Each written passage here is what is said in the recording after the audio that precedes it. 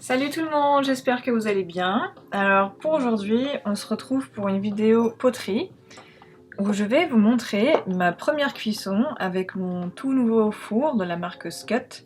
Ça fait un moment que j'ai ce four mais j'ai eu quelques petits soucis avec, des petites péripéties. Il n'a pas tout de suite fonctionné comme il fallait quand je l'ai reçu. Mais voilà, tout s'est arrangé. Je peux enfin utiliser mon nouveau four. Donc cette première cuisson, ce sera pas une cuisson de création que j'ai faite. Ce sera première cuisson où je fais cuire des échantillons d'argile pour tester mon argile, voir comment elle réagit une fois cuite, et aussi pour tester mon émail et toutes les couleurs. Ça évite tout simplement après d'avoir des petits accidents et des mauvaises surprises quand on ouvre son four et de voir que les couleurs ne rentrent pas du tout comme on voulait quand on ouvre le four à la fin de la cuisson. Donc c'est pour ça qu'on fait des échantillons. Vous voyez que je vous ai filmé un peu comment j'ai fabriqué tous les échantillons. Donc ce que j'ai fait, c'est que j'ai tourné sur le tour des cercles sans faire de fond pour juste avoir des parois. Donc j'ai fait ça sur tous les argiles que j'ai, donc j'ai 4 argiles différents. Une terracotta qui se cuit à basse température et 3 autres argiles qui se cuisent à plus haute température qu'on appelle du grès. Donc voilà, vous voyez que je fais toutes mes parois et ensuite je coupe des petits morceaux comme ça que j'ai séché un petit peu pour pouvoir ensuite les décoller plus facilement sans qu'elles s'abîment trop. Avec ma spatule, j'ai donc tout décollé et ensuite j'ai laissé sécher tous les morceaux.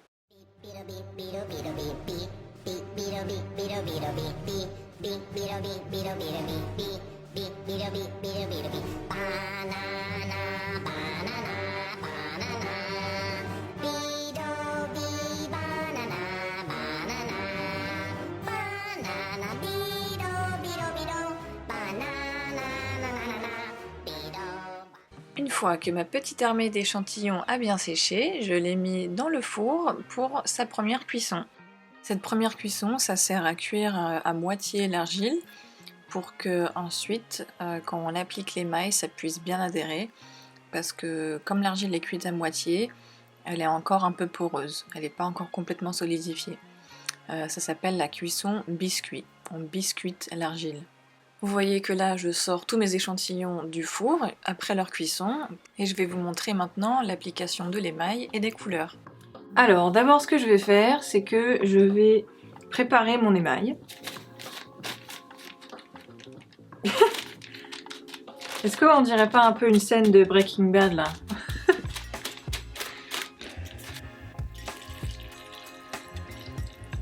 Maintenant je prends mon arme fatale et je mélange.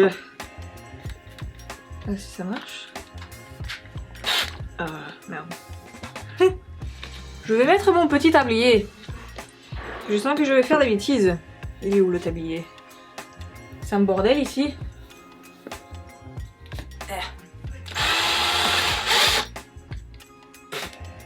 Je vais rajouter de l'eau, parce que là il n'y a clairement pas assez d'eau. Ah, c'est chiant, c'est trop grand ce truc. Tant pis, je prends des gobelets. Ah là là! De retour avec Charlotte la galérienne. J'en fous partout.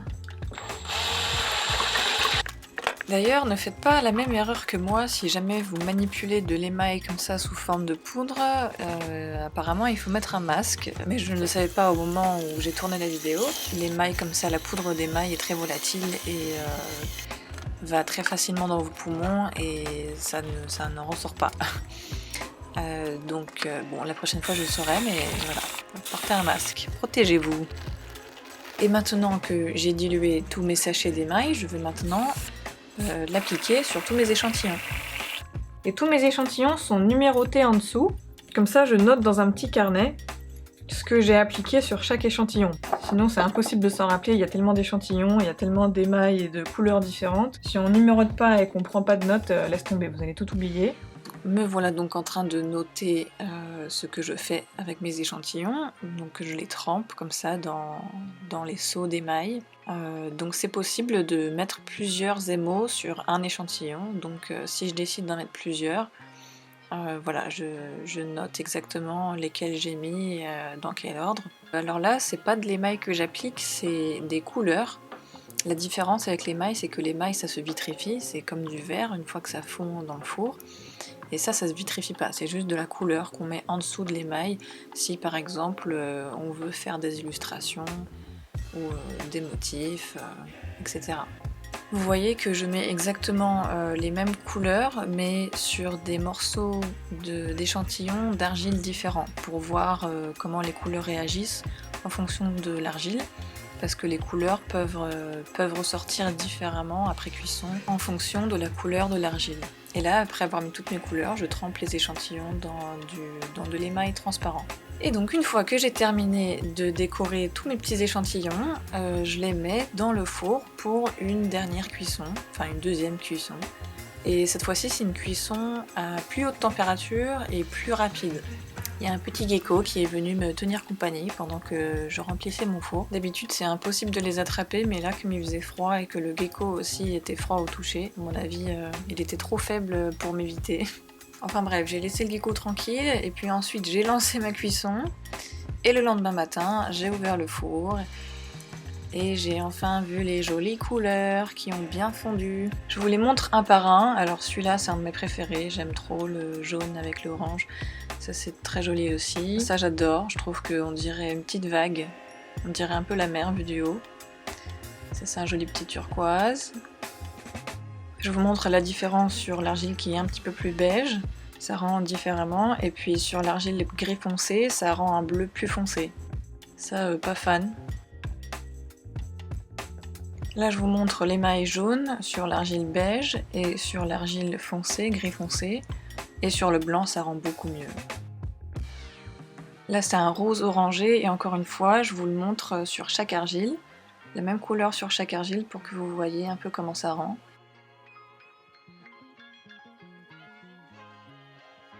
Cette couleur-là s'appelle perle.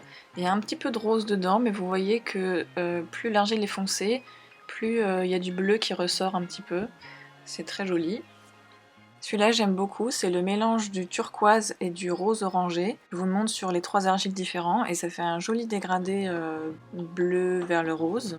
Celui-là, c'est le mélange de la couleur perle et de la couleur orange rose et ça fait un petit effet très intéressant, ça fait des petites taches. Voilà, je vous le montre encore une fois sur tous les argiles. Là, c'est le mélange perle avec turquoise, ça fait un très joli effet aussi. Là, j'avais mis une couche de transparent avec un tout petit peu de turquoise. Ça, je suis pas fan. Vous voyez qu'il y en a qui sont jolis, il y en a qui sont pas hyper intéressants, mais voilà, c'est le but de faire des échantillons.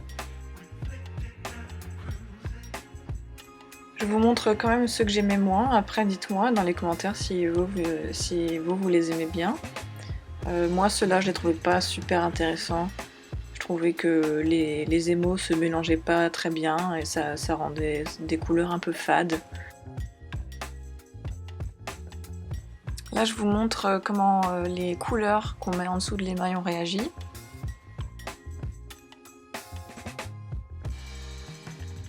Alors vous allez vous dire, mais je comprends pas, c'est tous les mêmes. Mais en fait, j'ai fait plein de tests. Vous voyez qu'il y en a où j'ai mis du blanc comme base, mais c'est pas tous les mêmes blancs en fait. Donc je voulais voir quelle base blanche je préférais. Là j'en ai testé un sans émail pour voir comment les couleurs réagissaient sans émail, mais je préfère les couleurs avec de l'émail. Et je vous montre ici quand j'ai voulu faire la deuxième cuisson de la terracotta, parce que j'ai pas pu cuire la terracotta avec tous les échantillons que je vous ai montrés, puisque la terracotta se cuit à plus basse température. Mais cette expérimentation était un peu un échec parce que j'ai mis les mêmes émails, les mêmes émaux que mes argiles qui se cuisent à plus haute température.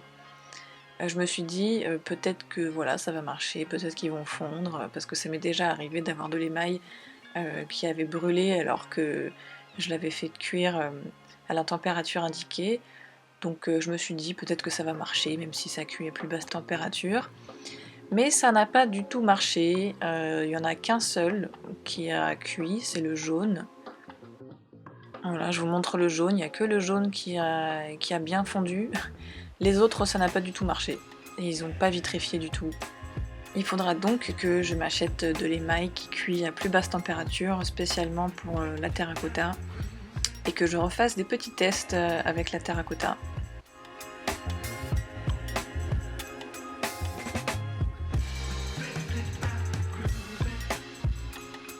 Je vous montre de plus près une dernière fois mes échantillons préférés pour que vous puissiez voir toutes les nuances de couleurs, toutes les textures de plus près. Et dites-moi vous aussi dans les commentaires s'il y a des argiles que vous aimez, s'il y en a que vous aimez moins, ça m'intéresse.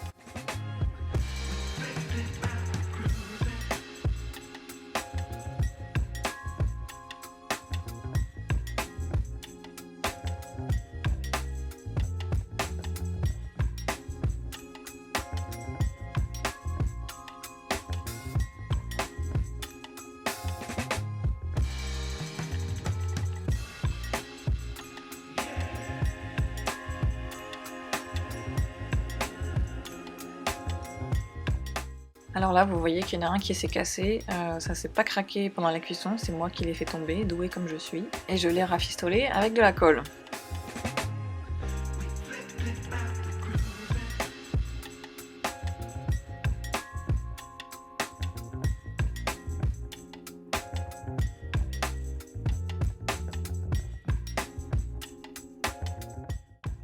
Voilà les amis, cette vidéo est terminée, j'espère qu'elle vous a plu. Dites-moi dans les commentaires si ce format vous a intéressé. Et je vous dis à la semaine prochaine, gros bisous!